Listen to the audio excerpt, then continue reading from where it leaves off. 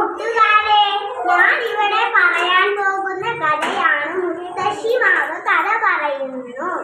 കുട്ടികളെ, എല്ലാവരും കളിച്ചു തളർന്നോ?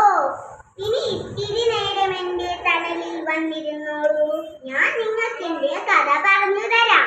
ഒരുപാട് കാലം മുമ്പ് അതാ ആ കാണുന്ന വയലിന്റെ അക്കരെ ഒരു മാവുണ്ടായിരുന്നു.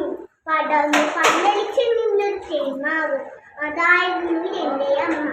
അമ്മമാവിന്റെ ഉച്ചിലെ ഒരു ഉണ്ണി മങ്ങയായിരുന്നു ഞാൻ. മാസങ്ങൾക്ക് ശേഷം ഞാനൊരു മുഴുത്ത മാമ്പഴമായി. അന്നൊക്കെ എന്നെ കാണേണ്ടതായിരുന്നു. മഞ്ഞെ മൂർച്ച വന്നും തുടുത്തൊരു മാമ്പഴം. ഞങ്ങൾ കൂട്ടുകാരെല്ലാം കാട്ടിലാടി രസിച്ച കഴിഞ്ഞ കാലം. ഞങ്ങളെല്ലാം ഒരു പുലയിൽ മുട്ടിയിരുന്ന് തമാശകൾ പറഞ്ഞ് രസിക്കുകയാണ്.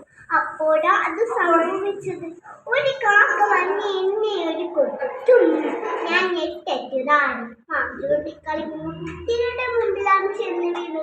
മുത്തിലെടുത്ത് ഓടി വന്ന് എന്നെ എടുത്തു. ഇനി കഷ്ണങ്ങളാക്കി കൂട്ടുകാർക്ക് പങ്കുവെച്ചു. മാങ്ങാണ്ടി മാത്രം ബാക്കി. അവരുടെ കടലാസിൽ പൊതിഞ്ഞ് കയ്യിൽ വെച്ചു. ഇത് ഞാൻ വീട്ടുപറമ്പിൽ കുഴിച്ചാടുന്ന മിടുക്കൻ പറഞ്ഞു. അവൻ പറഞ്ഞതുപോലെ ചെയ്ത് കേട്ടോ. മഴക്കാലം. മഴവെള്ളത്തിൽ നടന്നു കുതിർന്ന ഞാൻ മെല്ലെ മുളച്ചു പൊന്തി. ചുവപ്പ് കലർന്ന തവിട്ടുനിറമുള്ള ഇലകൾ എന്നും തൊട്ടു നോക്കും. കാലം കുറേ കഴിഞ്ഞു ഞാൻ വലുത്. ഞങ്ങൾ തന്നരങ്ങൾ അങ്ങനെ ഒരുപാട് പടർന്നു. കൊമ്പുകളും ചില്ലകളും വളർന്നപ്പോൾ പല പക്ഷികളും കൂടുകൂട്ടാനെത്തി. പക്ഷികൾ മാത്രമല്ല വാക്കാനെത്തിയത്. അണ്ണാനും ചിതലിനും ചിലന്തിക്കും ഉറുമ്പിനുമൊക്കെ ഞാൻ താമസിക്കാൻ ഞാൻ ഇടന്നിട്ട്.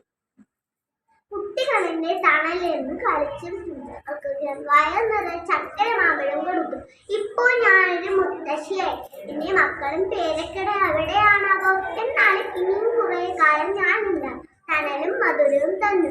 കൂട്ടുകാരെ, ഇതിൽ നിന്നും നിങ്ങൾക്ക് എന്താണ് മനസ്സിലായത്? പ്രകൃതിയെ സംരക്ഷിക്കുകയും മുത്തശ്ശിമാവിനെ പോലെ നാമും മറ്റുള്ളവർക്ക് ഉപകാരികളാകുകയും വേണം. നന്ദി.